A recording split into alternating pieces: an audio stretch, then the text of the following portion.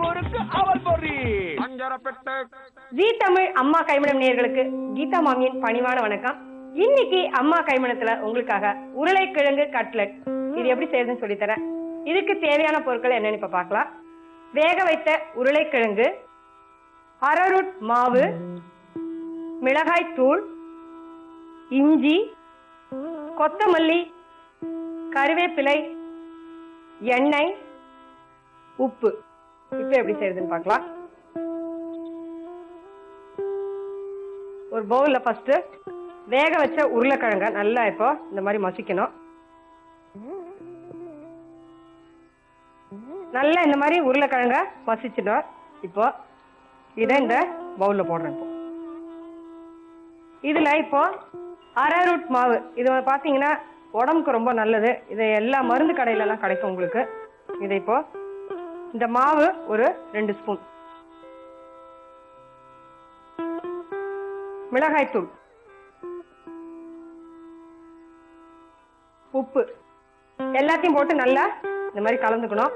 இந்த அரரூட் மாவு பாத்தீங்கன்னா ரொம்ப ரொம்ப உடம்புக்கு நல்லது. என்னன்னா லூஸ் மோஷன் ஆகும்போது இந்த அரரூட் மாவை கஞ்சி வச்சு சாப்பிட்டீங்கன்னா உடனே உங்களுக்கு இந்த லூஸ் மோஷன் நின்றுடும். அந்த அளவுக்கு இந்த அரவட்டி மாவுக்கு இந்த மாவு, அதான் அரவட்டி மாவுன்னு சொல்லுவாங்க, அரரூட் மாவு இது வேணா சொல்லுவாங்க. அதை இந்த மாதிரி நீங்க இந்த அரவட்டி மாவை கஞ்சி பண்ணி சாப்பிட்டீங்கன்னா எப்பேற்பட்ட லூஸ் மோஷனும் உங்களுக்கு நின்றுடும். இதுல இப்போ நம்ம கொஞ்சம் கொத்தமல்லி, கருவேப்பிலை, இஞ்சி எல்லாத்தையும் போட்டு நல்லா திருப்பியும் கலந்துக்கணும். உங்களுக்கு எந்த ஷேப் வேணுமோ அந்த மாதிரி ஷேப்ல பண்ணி குழந்தைகளுக்கு கொடுக்கலாம். இப்ப இந்த அரவட்டி மாவு, இந்த மாவை இன்னும் கொஞ்சம் நான் எடுத்துக்கிறேன், கலந்துக்கணும்.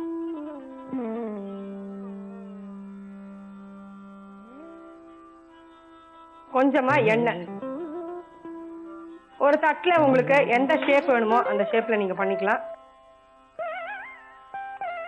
இதை நல்லா நான் யூஸ்வலா ரவுண்ட் ஷேப் செய்வாங்க, இல்ல உங்களுக்கு ஆர்டின் ஷேப்பு, சதுரம், எது வேணா நீங்க செய்யலாம். இது அப்படியே நம்ம வாணலியில் போட்டிருக்கேன். மேல கொஞ்சம் எண்ணெய்,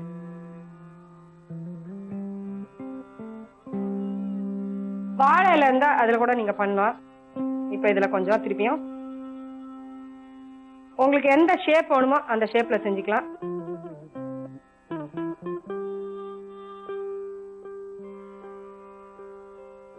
எப்பயும் பாத்தீங்கன்னா நம்ம கட்லெட் செய்யும் போது பிரெட் கிரம்ஸ்ல நல்லா புரட்டி எடுத்துட்டு போடுவோம். இப்ப எதுவுமே நான் செய்யாத அப்படியே டைரக்டா போட்டுருக்கோம் பாருங்க.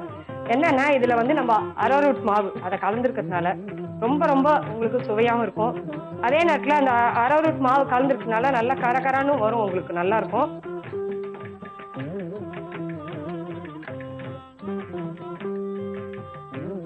இப்ப இந்த மாதிரி நல்லா எண்ணெயை விட்டுட்டு கொஞ்சம் அது நல்லா ஒரு பக்கம் நல்லா ரோஸ்ட் ஆனதுக்கு அப்புறம் நம்ம திருப்பி விடலாம். திருப்பி விடணும். இந்த மாதிரி நான் சொன்ன மாதிரி பாருங்க, எந்த விதமான பிரெட் கிரம்ஸோ எதுவுமே நம்ம போடல. ஆனா பாத்தீங்கன்னா கர கர கரன்னு எப்படி தெரியுது பாருங்க. 2 பக்கமும் நல்லா உங்களுக்கு ரோஸ்ட் ஆனோம். அது ஏன்னா நம்ம உருளைக்கிழங்க வேக வச்சு எடுத்துக்கனால இது வந்து ரோஸ்ட் ஆனா போறோம். உங்களுக்கு போன அந்த இதுலயே உங்களுக்கு நல்ல கலர் மாறும் உங்களுக்கு. அப்புறம் நம்ம எடுத்து வச்சிடலாம் ஒரு பிளேட்ல. இதுல பாத்தீங்கன்னா உங்களுக்கு காரம் நிறைய வேணும் அப்படின்னீங்கன்னா காரம் வந்து கொஞ்சம் கூட நீங்க போட்டுக்கலாம். ஏன்னா குழந்தைகள் சாப்பிடுன்ற போது காரம் கொஞ்சம் கம்மியாவே போட்டுக்கலாம். முக்கியமா இந்த உருளைக்கிழங்கு கட்லெட்ல எப்பயுமே நம்ம போடாத ஒரு பொருள் என்னன்னா இந்த அரரூட் மாவு தான். இப்ப நல்லா வாசனை பாத்தீங்கன்னா தெரியும் உங்களுக்கு. பாருங்க கமகமான்னு வாசனை அடிக்கிறது இந்த உருளைக்கிழங்கு கட்லெட்டு.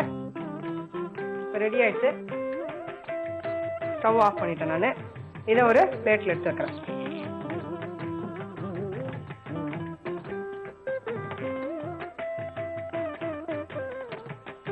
ஒரு வித்தியாசமான சுட சுட மணமணக்க உருளைக்கிழங்கு கட்லெட் உங்களுக்காக தயாராயிடுச்சு. கட்டாயம் நீங்க இதை செய்வீங்கன்னு எனக்கு தெரியும். ஏன்னா உங்க குழந்தைகளுக்கு உங்க கையால் செஞ்சு கொடுக்கும் போது இருக்கிற திருப்தி வேற எதுலையுமே இல்ல. இது எப்படி செய்யறதுன்னு திருப்பி உங்களுக்காக நான் சொல்றேன். ஒரு பவுல் எடுத்துட்டு அதுல உருளைக்கிழங்க நல்லா மசிச்சுட்டு அந்த உருளைக்கிழங்குலயே கொஞ்சம் அரரூட் மாவு அதையும் போட்டுக்கோங்க, மிளகாய் தூள் அதையும் போட்டுட்டு, உப்பும், அதுல கொத்தமல்லி, கருவேப்பிலை, நல்லா அதுலயே கொஞ்சம் இஞ்சியும் போட்டுக்கோங்க. எல்லாம் போட்டு நல்லா மிக்ஸ் பண்ணிக்கோங்க. நல்லா கலந்ததுக்கு அப்புறம் ஒரு பிளேட்ல வந்து ஃபர்ஸ்ட் வந்து நம்ம எண்ணெயை தடவி நல்லா உருளைக்கிழங்க உருட்டி அதை எந்த ஷேப் வேணுமோ அந்த ஷேப்புக்கு நீங்க பண்ணிக்கலாம். அந்த வாணலியில போட்டுட்டு எண்ணெய் விடுங்க 2 பக்கமும். ஒரு பக்கம் நல்லா ரோஸ்ட் ஆனதுக்கு அப்புறம் திருப்பி இன்னொரு பக்கமும் அதே மாதிரி ரோஸ்ட் ஆன உடனே எடுத்து ஒரு தட்டுல வச்சுட்டீங்கன்னா சுட சுட மணமணக்க சுவையான உருளைக்கிழங்கு கட்லட் உங்களுக்காக தயாராயிடுச்சு. சீடமுறுக்கு அவல் பொரி. பஞ்சரப்பெட்டை